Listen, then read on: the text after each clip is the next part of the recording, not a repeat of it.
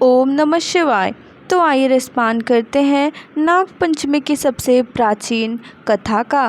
प्राचीन काल में एक सेठ जी के 7 पुत्र थे। सातों के विवाह हो चुके थे। सबसे छोटे पुत्र की पत्नी श्रेष्ठ चरित्र की विदुषी और सुशील थी, परंतु उसके भाई नहीं था।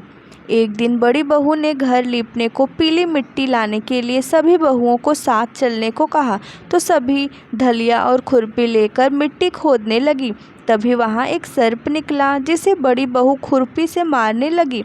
यह देखकर छोटी बहू ने उसे रोकते हुए कहा, मत मारो इसे, यह बेचारा निरपराध है। यह सुनकर बड़ी बहू ने उसे नहीं मारा। तब सर्प एक और जा बैठा।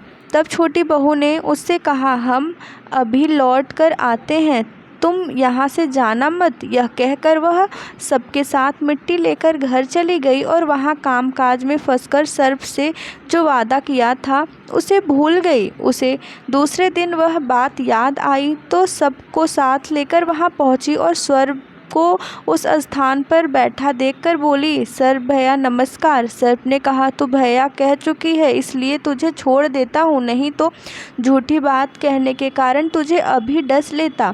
वह बोली, भैया मुझसे भूल हो गई, उसकी क्षमा मांगती हूँ। तब सर्प बोला, अच्छा तू आज से मेरी बहन हुई और मैं तेरा भाई हुआ, तुझे जो मांगना है मांग लो। वह बोली, भैया मेरा कोई नहीं है, अच्छा हुआ जो तुम मेरे भाई बन गए। कुछ दिन व्यतीत होने पर वह सर्प मनुष्य का रूप रखकर अब उसके घर आया और बोला कि मेरी बहन को भेज दो। सबने कहा कि इसको तो कोई भाई नहीं था, तो वह बोला, मैं दूर के रिश्ते में इसका भाई हूँ, बचपन में ही बाहर चला गया था। उसके विश्वास दिलाने पर घर के लोगों ने छोटी को उसके साथ भेज दिया। उसने मार्ग में बताया कि मैं वही सर्प हूँ, इसलिए तो डरना नहीं और जहाँ चलने में कठिनाई हो वहाँ मेरी पूँछ पकड़ लेना। उसने कहे अनुसार ही किया और इस प्रकार वह उसके घर पहुंच गई। वहां के धन ऐश्वर्य को देखकर वह चकित हो गई।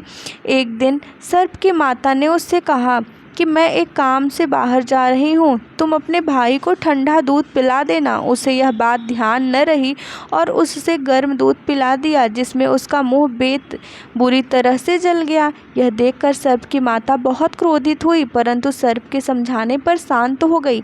तब सर्प ने कहा कि बहन को अब उसके घर भेज देना चाहिए। तब सर्प और उसके पिता ने उसे बहुत सा सोना चांदी जवाहरात वस्त्र भूषण आदि देकर उसे घर पहुंचा दिया।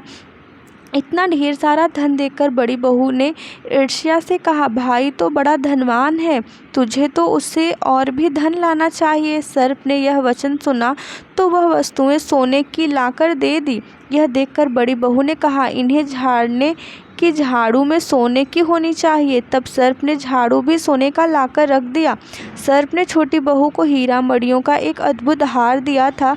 उसकी प्रशंसा उस देश की रानी ने भी सुनी और वह राजा से बोली कि सेठ की छोटी बहू का हार यहाँ आना चाहिए। राजा ने मंत्री को हुक्म दिया कि उससे वह हार लेकर शीघ्र उपस्थित हो। मंत्री ने सेठ जी से जाकर कहा कि महारानी जी छोटी बहू का हार पहनेंगी, वह उससे लेकर मुझे दे दो। सेठ जी ने डर के कारण छोटी बहू से हार मांग कर दे दिया। छोटी बहू को यह बात बहुत बुरी लगी। उसने अपने सर्प भाई को याद किया और आने की प्रार्थना की।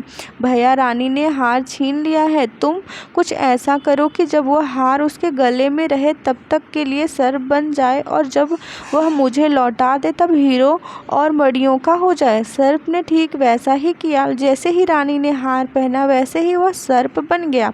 यह देखकर रानी चीख पड़ी और रोने लगी। यह देखकर राजा ने सेठ के पास खबर भेजी कि छोटी बहू को तुरंत भेजो। सेठ जी डर गए कि राजा न जाने क्या करेगा। वे स्वयं छोटी बहू को साथ लेकर उपस्थित हुए। राजा ने छोटी बहू से पूछा, तूने क्या जादू किया है, मैं तुझे दंड दूंगा। छोटी बहू बोली, राजन धृष्टता क्षमा कीजिए, यह हार ही ऐसा है कि मेरे गले में हीरो और मणियों का रहता है और दूसरे के गले में सर्प बन जाता है। यह सुनकर राजा ने वह सर्प बना हार उसे देकर कहा, अभी पहन कर दिखाओ। छोटी बहू ने जैसे ही उसे पहना वैसे ही हीरो मणियों का हो गया। यह देखकर राजा ने उसकी बात पर विश्वास हो गया और उसने प्रसन्न होकर उसे बहुत सी मुद्राएं भी पुरस्कार में दी। छोटी वह अपने हार और इन सहित घर लौट गई। उसके धन को देखकर बड़ी बहू ने श्रेया के कारण उसके पति को सिखाया कि छोटी बहू के पास कहीं से धन आया है। यह सुनकर उसके पति ने अपनी पत्नी को बुलाकर कहा, ठीक ठीक बता कि यह धन तुझे कौन देता है। तब वह सर्प को याद करने लगी। तब उसी समय सर्प ने प्रकट होकर कहा, यदि मेरी धर्म बहन के आचरण पर संदेह प्रकट करेगा तो मैं उसे खा लूँगा। यह सुनकर छोटी बहू का पति बहुत प्रसन्न हुआ और उसने सर्प देवता का बड़ा सत्कार किया। उसी दिन से नागपंचमी का त्यौहार मनाया जाता है और स्त्रियां सर्प को भाई मानकर उनकी पूजा करती हैं। तो ये थी नागपंचमी की पौराणिक कथा। ओम नमः शिवाय।